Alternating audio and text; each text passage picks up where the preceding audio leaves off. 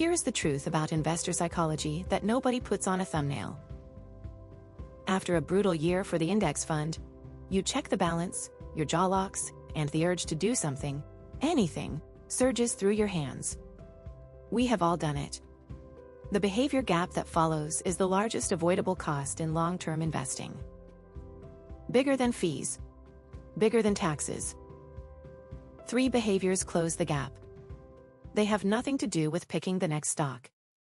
None of them are what loud accounts on Twitter are selling. They are quieter. And they hold. Before we go any further, sit with this for a second. We have all sat there after a bad week, refreshed the brokerage app on a Sunday night, and felt that urge to do something. Anything. Not because the plan was wrong. Because the silence was loud. There is no comment to leave on that feeling. We have all done it. The agreement is the work. Here is the data that frames everything that follows. Across multiple long-horizon studies of U.S. equity investors, the average buyer of a fund earns less than the fund itself reports, sometimes by a small margin, sometimes by a wide one. The cause is not the fund. It is the timing of the buys and sells. That margin is called the behavior gap. Over a single year, it is invisible. Over 30 years, it is the difference between meeting and missing a retirement number. It is larger than the average expense ratio on an index fund. Larger, in many years, than the tax drag on a standard taxable brokerage account. None of this is investment advice. It is education. Always do your own research. The gap is real. And it is closable. That is what we are doing today. Stay through the third behavior. The first 2 will sound familiar. The third is the one that actually saves a portfolio in March, after a 30% drawdown, when every fiber of you is screaming to get out. That behavior is taught last for a reason. It is the hardest one to write down. The framework is called the behavior moat. A moat is what protects a castle. The behavior moat is what protects your portfolio from the version of you who shows up after a bad week. 3 behaviors. 1 order. Lowest cost first. Highest cost last. Behavior 1. The inner scoreboard. Behavior 2. Behavior is the cost. Behavior 3. Drawdown pre-commitment. Each one closes a piece of the gap. Together they are the moat.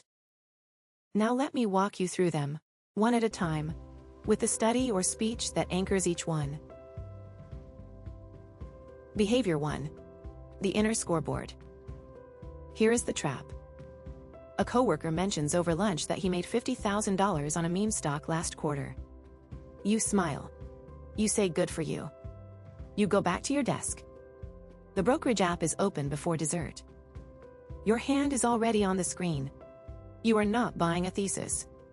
You are buying back into the room. That is the outer scoreboard, and it costs you money every time it gets out of the head and into the trading screen. Morgan Housel writes in The Psychology of Money, Harriman House, 2020, that, quote, wealth is what you do not see, the income not spent, the cars not bought, the trips not taken, the trades not made. Visible spending is the opposite of invisible compounding. Every photo you do not post about the trip you did not take is $1 still working for you. Most people miss this entirely because the score they keep is the score the room can see. Now layer the data on top. Killingsworth, Kahneman, and Mellers' 2023 reanalysis, published jointly, found that above roughly $100,000 in U.S. household income, the slope of income against well-being flattens, and the correlation with life satisfaction depends much more on relative comparison than absolute level. Read that twice. Above the threshold, what makes you feel rich or poor is not the size of your account. It is who you are looking at when you check. That is the inner scoreboard moving outside the head. Move it back. Score against your written plan, not the room. The plan does not know what your coworker did. The plan does not care. The inner scoreboard is free. It costs nothing. No fee, no tax. No broker. It is the lowest cost behavior on the moat. Build it first. The rest of the moat sits on top. Behavior 2. Behavior is the cost. Most investors believe the cost of investing is the expense ratio. The fee on the page. They will switch from a fund charging 0.75% to one charging 0.04% and feel proud about the math. The math is not wrong. It is just not the largest line on the bill. Charlie Munger, in his 1995 Harvard speech, The Psychology of Human Misjudgement, collected in the Stripe Press, 2023 expanded edition of Poor Charlie's Almanack, argued that predictable cognitive errors are the operating system, not the exception. Overreaction to recent news. Social proof. Doing what the crowd is doing because the crowd is doing it. Deprival superreaction. The panic when you watch something you owned go up after you sold it. Munger's central point. These are not bugs. They run in the background of every human mind.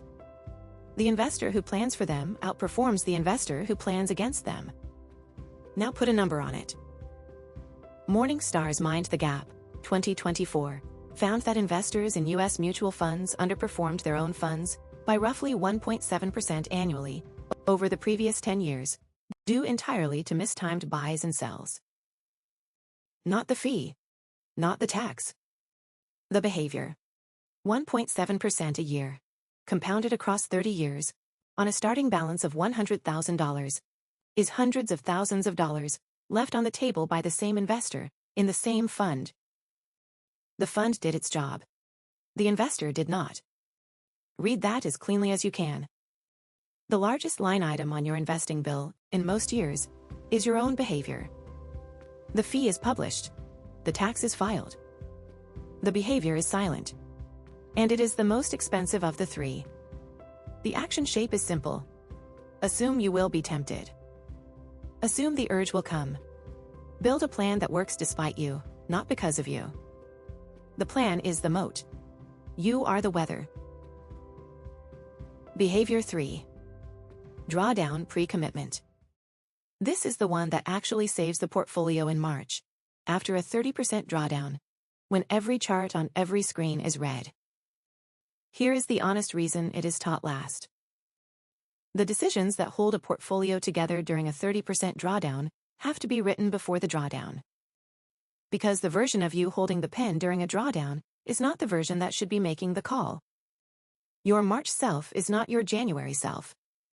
March self is hungry, scared, sleep-deprived, and reading too many headlines. January self is calm, fed, and rested. Whose decisions do you want governing your retirement? Benjamin Graham wrote in The Intelligent Investor, Jason Zweig's revised edition, HarperBusiness 2006, that the defensive investor's framework is built around rules made in calm to be obeyed in storm. Rules made in calm, obeyed in storm. That is pre-commitment in 9 words. Munger's long-standing line points the same direction. He used to say the way to avoid most stupidity is to invert. Assume the bad year arrives. Then write what you would do. And now the modern data. The National Bureau of Economic Research Working Paper, number 31968, published in 2024, studied retail investor pre-commitment devices and found that participants who pre-committed in writing to a rebalancing rule before a market drawdown were significantly less likely to liquidate during the drawdown than investors who held identical portfolios without a written rule. Same portfolios, different paper, different outcome. The action shape is small and ordinary. A 1-paragraph investment policy statement. Written in calm. Signed in calm. Kept somewhere you will find it in March. What you will do if the index falls 30%. What you will not do. How much cash you will hold for opportunity. When you will rebalance. Who you will not call. This is the highest cost behavior on the moat. Not in dollars. In honesty about yourself. That is why it is taught last. Now look at what just happened. The thing standing between you and the long horizon return of a low-cost index fund was never the market. It was never the fund. It was the gap between what the fund returned and what you, the investor, actually kept. That gap is closable. Not with a better app. Not with a louder podcast. With 3 quiet behaviors written down before they are needed. You do not lose to the market. You lose to yourself on the days the market gives you the opportunity. The moat is what you write before the test arrives. If you have been telling yourself you are bad at investing, hear this clearly. You are not bad at investing. You were never shown the moat. Now you have it. That is the behavior moat. 3 behaviors. In order. Lowest cost first. Behavior 1. Inner scoreboard. Score against your written plan, not the room. Free. Build it first. Behavior 2. Behavior is the cost. Assume the temptation arrives. Build a plan that works despite you, not because of you. Behavior 3. Drawdown Pre-Commitment. Write the rule in calm. Obey it in storm. Highest cost. Taught last. 3 behaviors. 1 moat. 1 order. The compounding does not happen because the market is generous in any given year. It happens because the behavior is consistent across many. Here is the one thing to do in the next 24 hours. Open a notebook. Write 3 sentences. Sentence 1. What you are scoring against. If you wrote a number from someone else's life, cross it out. Replace it with a number from your own plan. Sentence 2.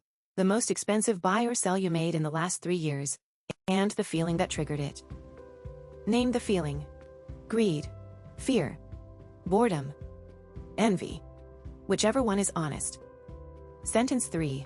What you will do, in writing, the next time the index falls 30%. 3 sentences. 1 page. Sign it.